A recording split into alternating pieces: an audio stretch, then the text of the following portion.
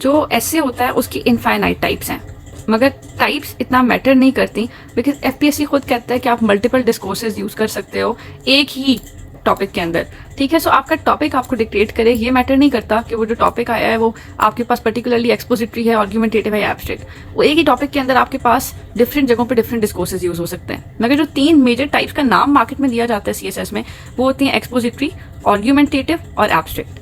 अब इसमें ये 3 क्या टेक्निक्स हैं। अब ये तीनों टेक्निक्स एक ही ऐसे के अंदर भी आ सकती हैं। एक्सपोजिशन बेसिकली होती है to educate someone, to educate someone. Let's suppose कि मैं और तुम एक ड्राइंग रूम में बैठे हैं और मैं सपोर्ट करती हूँ किसको, मैं सपोर्ट किसी को नहीं करती, चलो मैं तुम्हें आ कहती हूँ पीटीआई एक ऑर्गेनाइजेशन है, उसके चेयरमैन का ये नाम है, इसके इतने मेंबर्स हैं, इसका फ्लैग इस कलर का है, ठीक है। ये मैं तुम्हें एजुकेट कर रही हूँ ना, फैक्चुअल डेटा दे रही हूँ, फैक्चुअल फैक्ट्स दे रही हूँ, ठीक है, जो ट्रू फैक्ट्स हैं एक ऑर्गेनाइजेशन पे, न्यूट्रली कोई स्टैंस लिए बगैर, इसे कहते हैं एक्सपोजिशन। आर्ग्यूमेंटेशन होती है टू जस्टिफाई, मतलब 2 साइड्स ऑफ कॉइन्स हैं, आपने उनमें से एक ली and then you have to justify that stance. जैसे मैं तुम्हें आके कहती हूँ कि तुम चाहे जिसको भी सपोर्ट करो, ठीक है, 2 ऑप्शन है, पीएमएलएन और पीटीआई। मैं पीटीआई को ही करती हूँ और उसके पीछे मेरे पास क्या रीजन है कि उन्होंने सेहत कार्ड बनाया, मेट्रो बस बनाई, ठीक है, उन्होंने पाकिस्तान की डिप्लोमेटिक इमेज इंप्रूव की। तो मैंने 2 साइड में से एक साइड ली और उसको जस्टिफाई किया गिविंग लॉजिकल आर्ग्यूमेंट्स, सिर्फ लॉजिकल आर्ग्यूमेंट्स, ठीक है, जो 2 लॉजिकल आर्ग्यूमेंट्स हैं। और एब्स्ट्रैक्ट जो होता है ना, इसको बेसिकली असल नाम इसका होता है परसुएसिव। परसुएसिव जो होती है ना टाइप, इसमें आपने, अब आपका टास्क है टू परसुएट। अब आपने सिर्फ अपनी साइड जस्टिफाई नहीं करनी, आपने एग्जामिनर को भी उस साइड पे लेके आना है बाय द एंड ऑफ ऐसे। लेट्स सपोज 2 ऑप्शन है, पीएमएलएन और पीटीआई।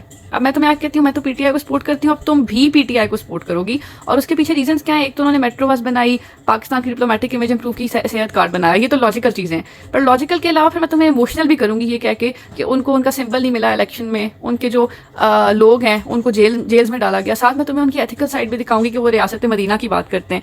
तो अब मैं इसमें लॉजिकल आर्ग्यूमेंट्स जिसको लॉगोस कहते हैं, ठीक है, इमोशनल बातें जिनको पैथोस कहते हैं, और एथिकल बातें जिनको ईथोस कहते हैं, वो सब डालूंगी।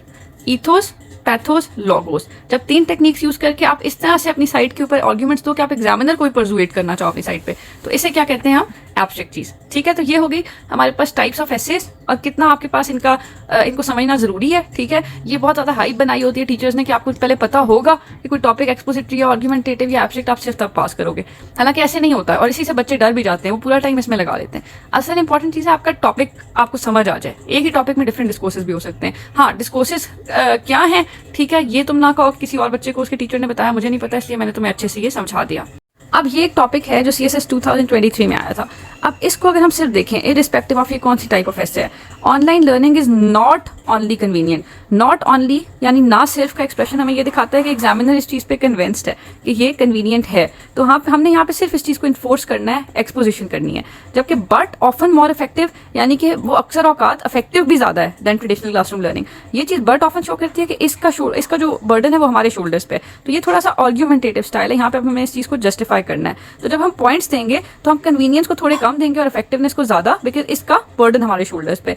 और फिर देन ट्रेडिशनल क्लासरूम लर्निंग हमें ये शो करता है कि हमने थोड़ा सा ये भी दिखाना है कैसे ट्रेडिशनल क्लासरूम लर्निंग उससे किसी हद तक बेहतर है और इसकी कुछ शॉर्टकमिंग्स भी हैं। एंड देन अपने ऐसे को एक कंप्लीट ऐसे बनाने के लिए हमने वे फॉरवर्ड भी देना है कैसे हम इन शॉर्टकमिंग्स को भी ब्रिज कर सकते हैं। मगर अब हमें बनानी कैसे होगी आउटलाइन, देखो मैं टॉपिक ही डिक्टेट कर रहा है। पहले introduction, then overview, then how online learning is convenient, उसको 4-5 पॉइंट्स देने हैं। Then how online learning is effective को कन्वीनियंस से ज्यादा पॉइंट्स यानी 6-7 पॉइंट्स देने हैं।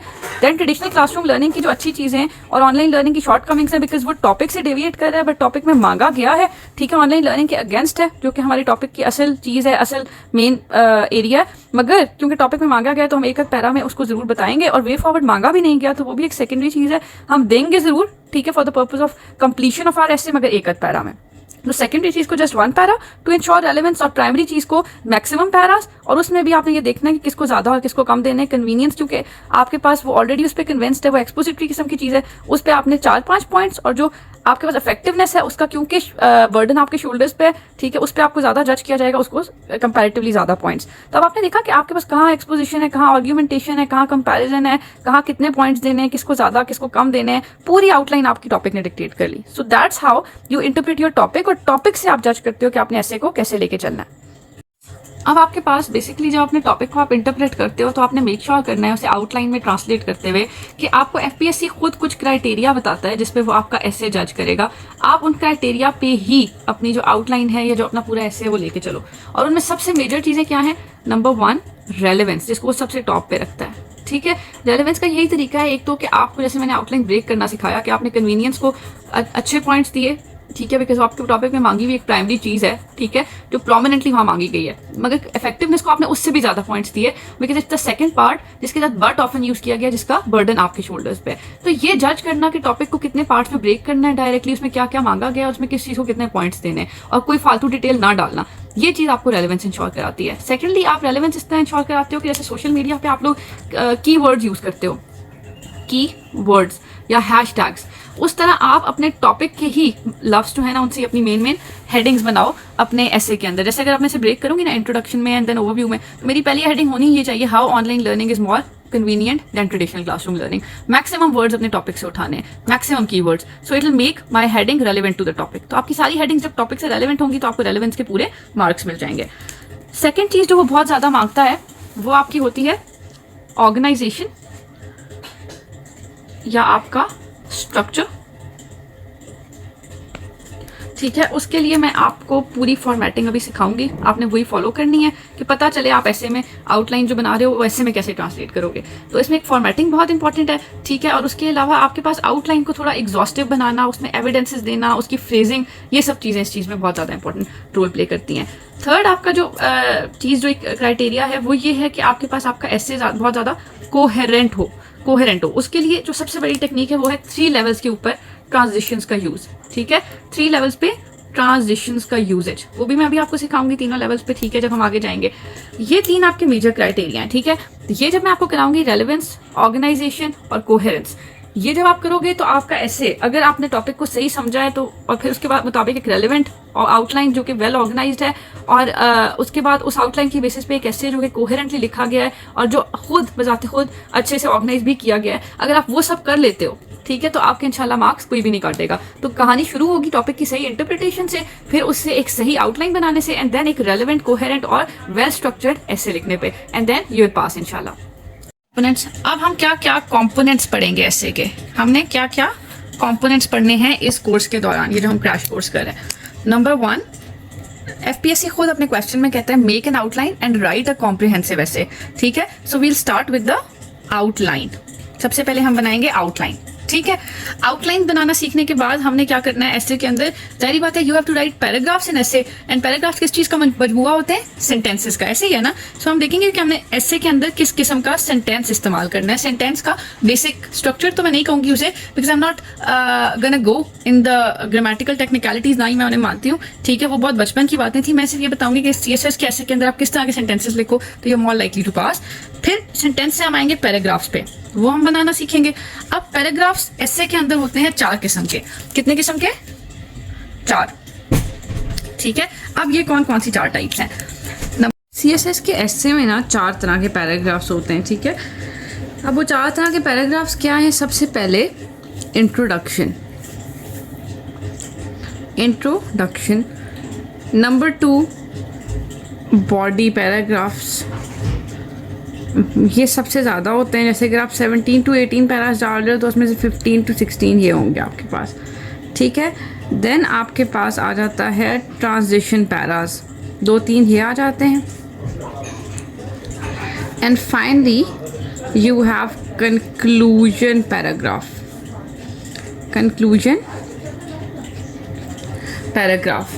अब before we go to the outline, मैं पहले ना बात करती हूँ सेंटेंस के ऊपर, ठीक है। अब जब मैं सेंटेंस की बात करती हूँ, बच्चे अक्सर मुझसे कहते हैं कि क्या आप हमें सिंपल, कंपाउंड और कॉम्प्लेक्स सेंटेंस पढ़ाने वाले हैं, ठीक है। अब वो बहुत बचपन की बातें हैं, वो 9th-10th ग्रेड की बातें हैं। सीरियस में कोई आपसे सिंपल, कंपाउंड, कॉम्प्लेक्स सेंटेंस की डिस्टिंक्शन नहीं पूछेगा। देखो, अगर आप अभी सीएसएस क्लियर करते हो ना तो you will become an assistant commissioner, let's suppose, अगर आप डीएमजी ग्रुप में हो, ठीक है। आगे अगर आपने फिर डीसी बनना है तो वो आपकी आगे की परफॉर्मेंस पे होगा प्रीडोमिनेटली, या और चीज़ों पे।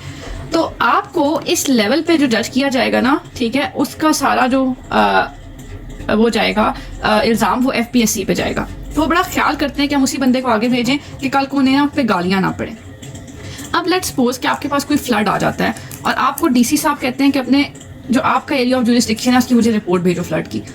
अब वो आपको जब ये कहते हैं तो आप बैठ जाते हो डिक्शनरी खोल के, ठीक है, और बहुत बड़े बड़े नॉवेल्स खोल के, जेन ऑस्टन के, शेक्सपियर के, आप वो नॉवेल्स पढ़ के एक्सप्रेशन सीखते हो, डिक्शनरी से वर्ड्स निकालते हो, फिर आप फ्लड की पहले डेफिनेशन देते हो, देन आप उसके कॉजेज देते हो, देन आप उसकी केस स्टडीज देते हो, देन आप उसके इफेक्ट्स देते हो, देन आप उस पर डाटा देते हो मोटा मोटा, और देन आप फाइनली एक पैरा में सिचुएशन बताते हो। तो उतनी देर में ही आपके पास 25-30 बंदे और मर जाते हैं। फिर जब वो चीज़ डीसी साहब के पास जाती है तो उन्हें वो बात ही समझ नहीं आती, उन्हें भी 2 नॉवल पढ़ने पड़ते हैं आपका एक्सप्रेशन समझने के लिए, डिक्शनरी खोलनी पड़ती है आपके लफ्ज़ समझने के लिए, और बहुत वक्त लगता है रेलेवेंट चीज़ निकालने के लिए। तो फिर वो एफपीएससी को गालियाँ देते हैं। तो इसलिए एफपीएससी को वो बंदा चाहिए जो सिंपल से सिंपल लफ्ज़ों में, ठीक है, कंसाइजली टू द पॉइंट बात कर सके, रेलेवेंट बात कर सके, ठीक है, और उसको वो एक्सप्रेस कर सके in the given time effectively, ठीक है। तो आप लोग पढ़े रहते हो फैंसी वोकैबुलरी में। अब जब आपकी सेंटेंस की बात है उसमें अगर आप सिंपल से सिंपल वर्ड्स में रेलेवेंट बात लिखो और दूसरा अपने सेंटेंस की लेंथ शॉर्ट रखो तो आप कभी भी मार नहीं खाओगे, ठीक है। अब जैसे आप ये देखो, ये एक सेंटेंस है, it is incumbent upon society to ameliorate the systemic inequities entrenched within our educational system. इसका मतलब यही है कि सोसाइटी की जिम्मेदारी है कि जो माशरे में डीप रूटेड डिस्क्रिमिनेशन है एजुकेशनल सिस्टम में या एजुकेशनल इंस्टीट्यूशंस में, उनको सोसाइटी खत्म करे, ठीक है, तफरके को खत्म करे। अब ये मैंने दोबारा वही चीज़ आसान लफ्ज़ों में लिखी, society should ensure fairness in schools and colleges. अब इन दोनों जुमलों का एक ही मतलब है, इनमें से कौन सा अच्छा लग रहा है, फर्स्ट और सेकेंड? सेकेंड ना। तो अब यही चीज़ आपका एग्जामिनर भी उसे होता है ना, उसको 3000 लफ्ज़ों का आप ऐसे लिख के देते हो, ठीक है, उसे बिल्कुल कम पे किया जा रहा होता है उसके लिए, ठीक है, बहुत कम उसके लिए उसको पे की दी जा रही होती है ऐसे चेक करने के लिए, और उसके पास टाइम भी बहुत कम होता है, उसके पास बहुत सारे ऐसे होते हैं चेक करने के लिए। तो अगर आप उसे इस तरह के जुमले लिख के दोगे ना तो वो इस तरह के जुमलों को समझने के लिए 2-3 दफ़ा एक जुमले को रीड करना पड़ेगा, तो वो आपको बहुत आराम से शुरू में ही फेल कर देगा। तो try to write this kind of sentences, और ये आई एम श्योर कि आप सब इस लेवल पे भी लिख सकते हो। You just have to trust your natural writings, you have to remove the gross flaws जो बहुत मेजर कोई फ्लॉज है, ठीक है। जैसे अगर हाजरा एज अ गर्ल को आप हाजरा आप गर्ल लिखते हो तो इट्स अ मेजर फ्लॉ, ठीक है, उसे आप आयरन आउट करो। ऐसे मेजर फ्लॉज को आप आयरन आउट करो, बाकी if you can write such a sentence you are good to go for the exam, ठीक है। बिल्कुल सिंपल लफ्ज़ों में लिखो और शॉर्ट लिखो। लेट्स सपोज एक जुमला है कि climate change is due to the is an impact या is an effect of human activities, it has multiple causes like मतलब अगर मैं ये सारी बातें कि climate change is due to human activities, फिर उसकी multiple causes, then उसके effects, then उसके resolutions, ये सब चीज़ें एक ही जुमले में लिखूँ तो आपको कभी समझ नहीं आएगा। मगर इसी को मैं full stops लगा लगा ब्रेक कर लूँ, एक में कि human activities की वजह से, फिर उसकी बाकी क्या causes है, then उसके effects एक जुमले में और एक जुमले में solutions, उसी को 4 में ब्रेक करूँगी तो you'll better understand that। तो जब आप short sentences बनाओगे with every idea only giving a single idea, with every sentence only giving a single idea, और बार फुल स्टॉप से ब्रेक करोगे, ट्रांजिशंस के थ्रू जुमलों को प्रॉपर्ली जोड़ोगे और जुमलों में सिंपल अल्फाज का इस्तेमाल करोगे तो you'll be good to go। तो that's the thing about the sentences in the essay rather than going for Randall Martin and trying to understand simple compound complex sentence, ये सेंटेंस का क्या ग्रामेटिकल स्ट्रक्चर होता है, कहाँ पे subject होता है, कहाँ पे आपके पास ये होता है ऑब्जेक्ट होता है, कहाँ पे आपके पास क्लॉज है, कहाँ पे फ्रेज है। इन चीज़ों से निकल कर अगर आप सिर्फ ये चीज़ प्रैक्टिस कर रहे हो कैसे सिंपल से सिंपल लफ्ज़ों में और शॉर्ट सेंटेंसेस बनाने हैं और उन्हें अच्छे से ट्रांजिशन से कनेक्ट करना है, तो you will be able to write very good sentences and very very good paragraphs इंशाल्लाह, ठीक है। अच्छा, अब पैराग्राफ्स पे जाने से पहले ना हम ये देख लेते हैं कि हमारे पास एक आउटलाइन का बहुत जनरलाइज सा टेम्पलेट बनाए ना। वैसे तो आउटलाइंस आपके पास हमें प्रॉपर आउटलाइन सीखनी पड़ेगी किसी भी टॉपिक के लिए, फिर कुछ स्पेसिफिक किस्म के आउटलाइन के टेम्पलेट्स हैं वो भी हमने देखने हैं। मगर उससे पहले अगर सिर्फ बहुत जनरल टेम्पलेट बनाऊँ ना तो आउटलाइन में सबसे पहले आता है इंट्रोडक्शन किसी भी आउटलाइन में। देन आप आउटलाइन का अगर जनरल टेम्पलेट देखें ना तो सबसे पहले हमेशा इंट्रो आता है किसी भी आउटलाइन में, देन ओवरव्यू पैरा आता है जिसको आप लोग बॉडी पैरा या क्रंच पैरा भी कहते हो, ओवरव्यू और क्रंच पैरा, ठीक है। इसका पर्पस क्या होता है कि हम लोग एक ट्रांजिशन इंश्योर कराएं। Introduction is very generalized and written on a separate pattern, और इसके फौरन बाद उनके बॉडी पैरा आ जाता है, वो एक पर्टिकुलर थीम पे होता है, बहुत स्पेसिफिक थीम पे, और उसका आपके पास लिखने का स्ट्रक्चर भी अलग है, it's very short compare to introduction. तो इतनी डिफरेंट चीज़ से एक बिल्कुल डिफरेंट चीज़ पे जाते हुए हम लोग बीच में ना ये बॉडी पैरा डाल देते हैं, ये जो ओवरव्यू पैरा। इस ओवरव्यू पैरा की मजे की बात यह है कि इसका स्ट्रक्चर बॉडी पैरा वाला है और इसका जो कंटेंट है वो इंट्रो जैसा है, तो ये दोनों का हिस्सेदार है, ऊपर वाले का भी और नीचे वाले का भी, तो ये कोहेरेंस इंश्योर करा देगा। इससे भी मिलता जुलता है और इससे भी मिलता जुलता है, इसलिए हम ये डालते हैं। देन हम बॉडी पैरास डालेंगे, ठीक है, हमारे पास फिर बॉडी पैरास आते जाएंगे, ठीक है, बहुत सारे। और देन आपके पास फाइनली क्या आ जाता है, कंक्लूजन। तो जनरली अगर स्ट्रक्चर देखें तो starts with introduction, then overview para, then many body paras and then conclusion. ये एक जनरलाइज स्ट्रक्चर है। अब हम लोग वन बाय वन इन पैराग्राफ्स को देखते जाते हैं कि ये होते कैसे हैं। सबसे पहले बॉडी पैरा को इसलिए देखते हैं बिकॉज मैक्सिमम तो हमारे पास बॉडी पैराग्राफ्स ऐसे के अंदर होंगे ना, जितने आप आर्ग्यूमेंट्स दोगे वो बॉडी पैराग्राफ्स की फॉर्म में जाएंगे। इंट्रो तो सिर्फ स्टार्ट में एक स्पेशल पैरा होता है, कंक्लूजन एंड में एक स्पेशल पैरा होता है, ट्रांजिशन पैरास छोटे से पैरास बीच में ट्रांजिशन या कोहेरेंस इंश्योर करने के लिए। असल गेम तो सारी इन बॉडी पैरास की होती है। अब आप सेंटेंस की लेवल तक तो सीख गए ना कि सेंटेंस आपका सिंपल और शॉर्ट हो अगर, ठीक है, उसमें सिंपल वोकैबुलरी में आप अपना पॉइंट एक्सप्रेस कर रहे हो इन अ वेरी शॉर्ट मैनर, और जब आपको एक लगता है कि एक दो लाइंस का सेंटेंस हो गया, आपसे फिर फुल स्टॉप देके ब्रेक करके आगे ट्रांजिशंस, हाउएवर, मोरओवर, सिमिलरली जैसे यूज करते हो और आगे जाते हो, तो then you will be good to go in terms of sentences. मगर सेंटेंसेस में मिलकर पैरास बनाते हैं। अब एक अच्छा बॉडी पैराग्राफ कैसे लिखा जाता है, ठीक है, अच्छे बॉडी पैरा के ना 5 पार्ट्स होते हैं। कितने पार्ट्स होते हैं?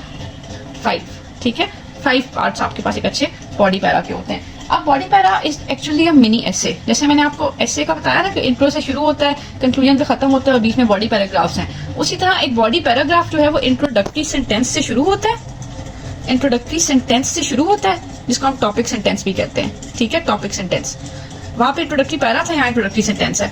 देन बीच में बहुत सारे बॉडी सेंटेंसेस आते हैं, ठीक है, 2 से 3 4 5, ठीक है, जैसे वहां बॉडी पैरास थे। और फाइनली कंक्लूडिंग सेंटेंस होता है, जैसे वहां कंक्लूडिंग पैरा था। तो it's actually a mini essay. हर paragraph in itself is a mini essay, ठीक है। अब इसको फर्दर अगर खोलूं तो इंट्रोडक्टरी सेंटेंस और कंक्लूडिंग सेंटेंस के बीच में ये जो बॉडी सेंटेंसेस है ना, इनको हम फर्दर ब्रेक कर सकते हैं। फर्स्ट जो बॉडी सेंटेंस होता है ना बॉडी पैराग्राफ में, उसे कहते हैं एक्सप्लेनेशन या इलैबोरेशन।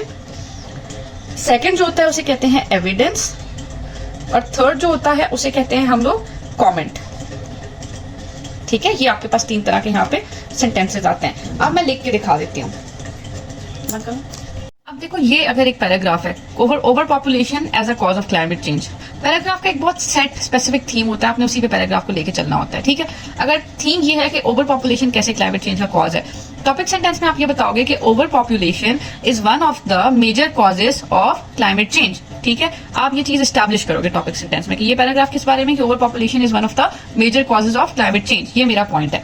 एक्सप्लेनेशन में आप ये बताओगे, इस चीज को थोड़ा फर्दर एक्सप्लेन करोगे या एलैबोरेट करोगे कि एज, अब आपने पहले लिखा है ना over population is one of the major cause of climate change, अब आप यहाँ पे लिखोगे कि as the population increases the consumption of resources increases, the trees are cut, ठीक है, similarly the release of carbon dioxide increases and all this leads to climate change. तो ये मैंने उस प्रोसेस को थोड़ा सा एक्सप्लेन कर दिया, ठीक है।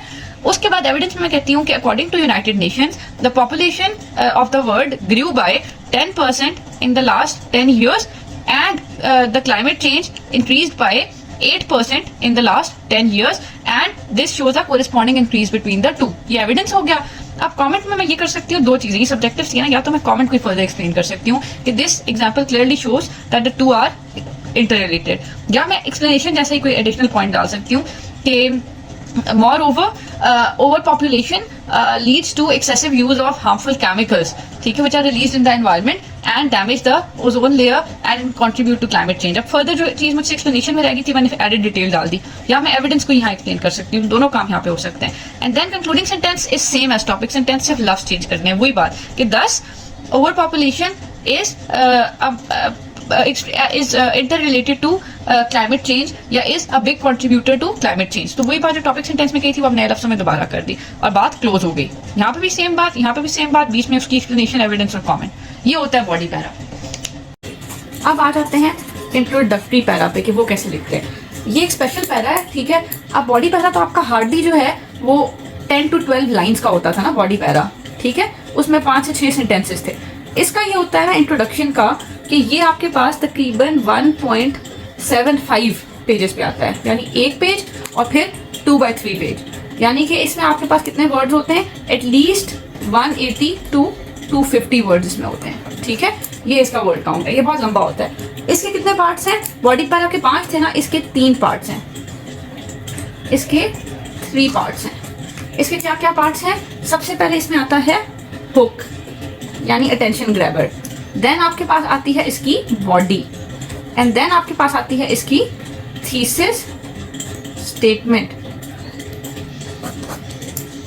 अब आपके पास हुक का पर्पस होता है टू कैच द अटेंशन, कि आप अपने एसे में जब लिखना शुरू करोगे आउटलाइन के बाद तो सबसे पहले इंट्रोडक्शन लिखोगे ना, सारी बात है। और इंट्रोडक्शन का सबसे पहले जो जुमला होता है, 2-3 जुमले जो होते हैं वो हुक होते हैं। तो मतलब ऐसे की सबसे पहली बात ये चीज़ है। तो इसमें आप एग्जामिनर पे फर्स्ट इंप्रेशन अच्छा डाल रहे हो अपना, ठीक है। देन आप बॉडी पे जाते हो और बॉडी में आप ना सारी चीज़ें जो आपने आउटलाइन में दी हैं, अगर climate change causes and effects के नाम से ऐसे है, तो आपने जितनी कॉजेज दी हैं, जितने इफेक्ट्स दिए हैं, वो सब बॉडी में आपने आउटलाइन वाली चीज़ें आप नए लफ्ज़ों में थोड़ी छोटी करके पैराग्राफ फॉर्म में जोड़ के लिखती हैं। एंड देन थीसिस स्टेटमेंट, इसका अपना एक स्ट्रक्चर है, वो भी हम पढ़ेंगे, मगर इसका पर्पस ये होता है कि ये पूरे एसे का आइडिया, एक क्रक्स होता है पूरे ऐसे का आइडिया अपने अंदर इनकॉर्पोरेट करता है। और अगर इसको अकेले भी पढ़ा जाए तो it should make the sense of the ऐसे कि टॉपिक क्या है, उस पर आपका क्या स्टैंड है और आप किस तरह से लेके चलोगे, ठीक है, to prove that, to justify और to explore that topic, to persuade the examiner on that topic based on the requirements, ठीक है। यहाँ तक क्लियर? ये एनालॉजी ऐसे ही है कि लेट्स सपोज आप किसी आइसक्रीम स्टॉल पे जाते हो, आइसक्रीम स्टॉल पे, ठीक है, उस स्टॉल पे बहुत ज्यादा लाइट्स लगी हुई हैं, बहुत प्यारी प्यारी, ठीक है, क्या लगी हुई है, लाइट्स। उन लाइट से अट्रैक्ट होकर आप उस स्टॉल पे जाओगे, ठीक है। तो वो जो लाइट्स लगी हुई हैं, बलून्स लगे हुए हैं जो आपको अट्रैक्ट कर रहे हैं, वो आपके पास क्या हो गए, हुक, ठीक है, वो क्या हो गए, हुक। उसके बाद आप जब उस स्टॉल पे गए तो वो आपको अपना एक पूरा यूं दराज दिखाता है जिसमें उसके पास चॉकलेट चिप, वैनिला, ब्लूबेरी सब फ्लेवर्स पड़े कि ये डाल के मैं आइसक्रीम बनाता हूँ। तो वो जो फ्लेवर्स आपको दिखा रहा है कि मैं क्या क्या यूज करूंगा, वो आपकी बॉडी में आएंगे एंड देन वो आपको रेसिपी बताएगा कि मैं इनको यूज कैसे करूंगा, मिक्स कैसे करूंगा कि मेरी आइसक्रीम बन जाए फाइनल। वो जो रेसिपी आपको बताएगा वो आपकी थीसिस स्टेटमेंट है। ये बात क्लियर हुई? अब इसमें काफी टीचर्स कहते हैं कि based on the type of essay कि वो एक्सपोजिटरी, आर्गुमेंटेटिव या एब्स्ट्रैक्ट, इन चीजों का ऑर्डर ऊपर नीचे होता है, कहीं थीसिस स्टेटमेंट ऊपर है, कहीं बॉडी नीचे है, कहीं हुक नीचे है, कहीं हुक मिड में, ऐसा कुछ भी नहीं है। ये एक वाइड इंटरनेशनली एक्सेप्टेबल पैटर्न है इंट्रोडक्शन का, फिर टॉप पे hook, then body and then thesis statement. आपने यूं फनल शेप में जाना होता है, ठीक है, ऐसे हुक, पहले अटेंशन लो उसकी, देन उसे अपने पॉइंट्स बताओ एंड देन पॉइंट्स को ऑर्गेनाइज करने की रेसिपी बता दो। ये आपके पास ओके इंट्रोडक्शन का स्ट्रक्चर। अब इनको वन बाय वन देखते हैं कि हुक, बॉडी और थीसिस स्टेटमेंट कैसे लिखनी होती है।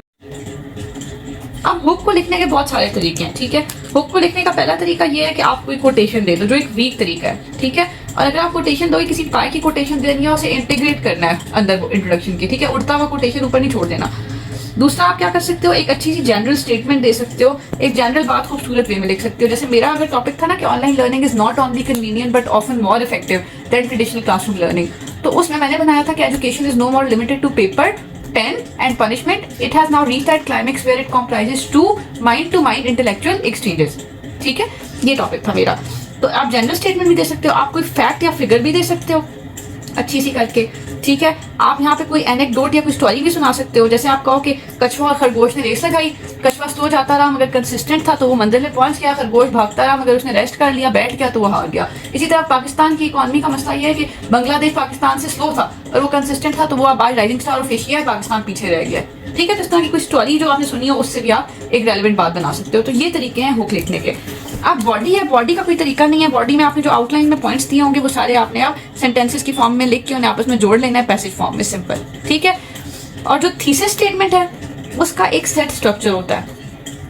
उसका स्ट्रक्चर थ्योरेटिकली बात करें तो ये है कि you have to give your topic. सबसे पहले क्या देंगे, टॉपिक, ठीक है, सेम एज इट इज उठा के नहीं लिखना टॉपिक अपने लफ्जों में, देन अपना stand on that topic and then अपने सपोर्टिंग आर्ग्यूमेंट्स जो आपने आउटलाइन में यूज किए हैं वो, ठीक है। ये सब चीजें किसी हद तक रिफ्लेक्ट हो तो वो एक अच्छी थीसिस स्टेटमेंट होती है थ्योरेटिकली।